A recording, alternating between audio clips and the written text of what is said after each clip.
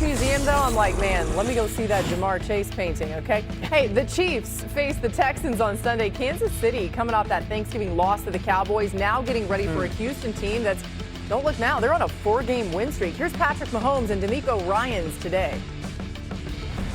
You're going to have to utilize everything, not just my legs. I mean, you got to utilize everything you have to go out there and win. I mean, this is a really good football team that's playing really good football right now and has a really good defense. And so we're going to have to throw it all out there and try to find a way to win. And this will be a big game for us to showcase who we are and who we think we can be moving on the rest of the season. Yeah, Patrick is still Patrick. He's called him Houdini. He finds a way to make plays all over the field. That's why this team has always been a threat. That's why their games are always close, because of Patrick and his capabilities of extending plays, and not just to run plays, not to run the football, but the way he extends plays, the way he finds his guys down the field. It's unique, right? There's not many guys in the league that can do it how Patrick does it. That's why he's a special player. Yeah, both the Chiefs and Texans on the outside of the AFC playoff picture entering their Sunday night meeting. Look at this, okay? Game, huh? According to ESPN Analytics, Kansas City can see its chances to make the playoffs jump from 41% to 56% with a win, but they dropped to 12% with a loss. It is must win, right? Including the playoffs. Mahomes 5-1 in his career against Houston, beat them twice last season. Dan, I mean, Phil just said it. This is must win for the Chiefs at this point. But let's zero in a little bit on the Texans, because they are on this 4-game win streak. What's changed for their offense specifically? It's the most improved offensive line in football, and it's the most improved offensive coordinator in football. Shout out to Nick Caley, his growth this season. We've talked for years, about 2 years, about how bad this offensive line has been in Houston and the impact on the quarterback. It looked like 2023 CJ Stroud. The firmness in the middle of the pocket allows for what I would say one of his strengths is that react and reset, react and reset, react and reset. Ball over the middle of the field. Shotgun once again. Goes to the bottom, wants to throw the out route, not there. How firm is the pocket for him? Firm enough where he can hang, now climb on a huge third down. Nobody near him. Dump the ball off for a conversion. This was my favorite play. My favorite play of the game. This is vintage CJ Stroud. Ball fake, I want to throw the in route right now at the bottom of the screen. It's not there. Middle linebacker's there. Reset to the top, but I got to have the pocket to do it, and then throw the ball to the out route right on the sideline. Beautiful. Woo. That is 2023. This offensive line was terrible last year. Look at the number difference, okay? At this point last year, 104 pressures and 164 pressures, 25 sacks. Right now, 106 pressers, so a little bit more than 50 less. 14 sacks. That's 11 less. That is huge by that center guard, that guard center guard trio. Totally has changed. It's the most improved offensive line in football, and it's the most improved and developed offensive coordinator in the game right now. Wow. I agree. They started the season 0-3, and there were so many questions about Nick Caley, CJ Stroud, how they kind of started slow, and over that course, I mean, even if you watch this game, they got to clean up some of the execution stuff at times. There's procedural things they can continue to get better at. The pre-snap penalties, it's bad. But CJ Stroud coming back, it's like he did some things well. He made good decisions, like for the most part, the pick we can talk about, but he made great decisions. And to your point, this offensive line, like CJ Stroud is playing like he's trusting that protection 100%. That you're talking about, and we're seeing the CJ Stroud of old. So shout out to their offensive coordinator. Let me ask you a quick question. Jayden Higgins, the rookie receiver, what have you seen? He's come on. Like, he's become a very viable number 2. The biggest thing when I'm watching them, especially now versus the beginning of the season, you're seeing the play calling, decision making, you're seeing the detail. You're seeing the detail in the routes. And for a young player like him, when you watch his game, you can see the maturation, even in a short season, of the detail of what he's doing, and it's permeating throughout the offense because every position is like that. Wow. Let's talk Chiefs defense for a minute here. I think we all probably agree there's not a glaring hole on this defense. A lot of good personnel, guys who have played in high leverage moments in the past. They've won Super Bowls. The Chiefs defense, though, this year is just missing the element of game-altering plays. You got to have negative plays in the NFL to have success defensively. The Chiefs, as you see there, 27th in terms of total sacks. Just 10 turnovers this season forced. 3 teams have fewer than Kansas City in the entire league this season. You could play really good defense for 85, 90% of the snaps in the NFL. If you don't have that handful of plays which puts the offense behind the sticks or gives the football back to your offense, it's going to be hard to win in the NFL. Reminder, the Chiefs have been in first place for like 10 straight years.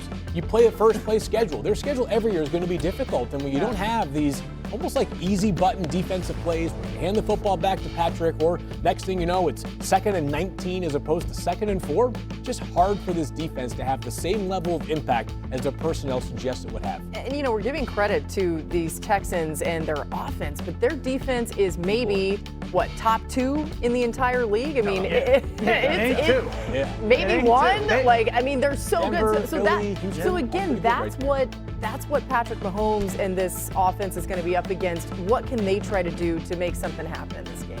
Okay, so when I watch Houston's defense, one of the things that stands out is how fast they fill in the run game. Everybody's downhill, okay? So my initial inclination is always go, well, let me kill you and gut you in the play action pass. And then you watch them defend the play action pass, and you're like, how can you be so aggressive to the run, yet I can't take advantage of in the play action? They're so well coached and so smart. So I think one thing that has to be a big deal is they have to be willing to get the defense to run sideline to sideline. Their 4x1 stuff, kick the ball out to the perimeter. Hopefully make some tackles make some missed tackles. The challenge is Houston tackles so well. All of Lebanon.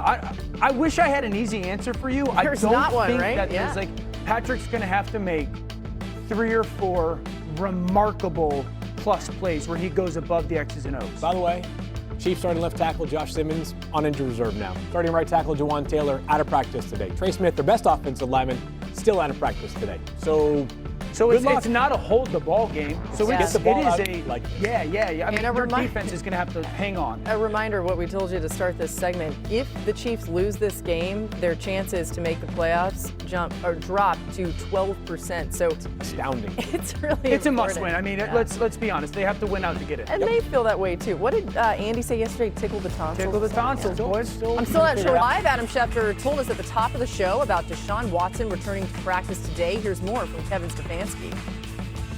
He's been working so hard, rehabbing, so finally to get out there on the practice field with his teammates, go through individual, I think is really great for him. I think having Deshaun out there will be great for Shedeur. I think it's great for Dylan.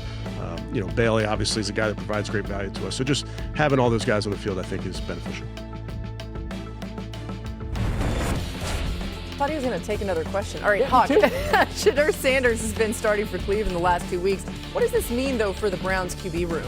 Yeah, all this means is the reason why it's helpful to these guys is because he becomes an information source for them. In the meeting room, on the field, seeing the way a professional does it. Say what you want about how he's played in Cleveland. He is the only quarterback on this roster with double-digit starts in his career. So for a bunch of young guys who are trying to figure it out while they're trying to compete, while the organization is trying to find answers for the future, he becomes a source for them to ask questions, to see things, and hopefully make it a little easier as they go into Sundays. It's interesting to keep an eye on, certainly, what goes on there. All right, new on NFL Live, the Jags tied atop the AFC South with the Colts, who they face this week. Here's Trevor Lawrence on how he handles what different defenses have thrown at him this year. We do a really good job game planning, different defenses. They have certain things they like to do in the red zone. It's all, you never know exactly what you're going to get. You have a pretty good idea for the most part. Teams have what they want to do and what they do well. And I think now a lot of teams are playing a lot more shell in the red zone. It's just how it's gone, trying to stop the pass. And I think there's some opportunities to run the ball. And, when we've had our opportunities to do that, we've done a good job of that too. Dan, we wondered about Trevor's development with Liam Cohen. How have you seen him develop this season? Well, the team's got to run the football better, but I think the big growth is he's much more willing and capable to throw the ball in the middle of the field. This is a dagger concept. The shallow in the middle of the field attracts the corner. I love the timing. That's one of the things that we've talked about with Trevor this season is that urgency and anticipation with the ball out of his hands. And they're getting to it multiple ways. Last time it was a shallow from the opposite side. This side, it's just 3 receivers stacked there, and it's a high-low read for the quarterback. If that linebacker drifts back, it's a dump down. If he stays closer to that tight end, ball goes over the top. Once again, outstanding anticipation. Brenton Strange and Jacoby Myers have become the go-to guys in these situations. This is the red zone that Trevor's talking about. This is scissors, where the post usually goes first and the corner second. This time the corner goes first to attract the safety and corner, and there goes the post behind by Brenton Strange. It's a touchdown. Trevor Lawrence used to be great throwing the ball to the rim on out routes, He's much more comfortable throwing those in-breakers this season. We'll see how that continues to develop. Thanks to Dan. It's time for today's Future Spotlight, presented on DraftKings Sportsbook. And on Wednesday, we usually bring you Rookie Watch, with Field highlighting some of the best rookie performances of the week. This week, we're taking a look at the odds to win Offensive Rookie of the Year. Panthers wideout Teteroa McMillan, the favorite at plus 115. McMillan, a big play threat, averaging 14.5 yards per reception, leads all rookies with 826 receiving yards. And Field, McMillan was a big part of the Panthers' upset win over the Rams on Sunday. What have you seen from him? Well, he's now 8th in receiving yards, Laura, and keep in mind that these awards do tend to factor in counting stats. That certainly helps the case here for Teteroa McMillan. It has been kind of an up and down season for him, and candidly, the entire offensive rookie class. Think about recent offensive rookie of the year winners we've had. They've included the likes of Jayden and Jamar Chase, who, by the way, as a rookie, had nearly 1,500 receiving yards. McMillan's on pace for just under 1,100, but we have seen some of that vertical chemistry built between McMillan and Bryce Young. If ever there was a year to look at some of the players beyond the first four, they all have plus money, by the way. Like by this time last year, Jayden might have been minus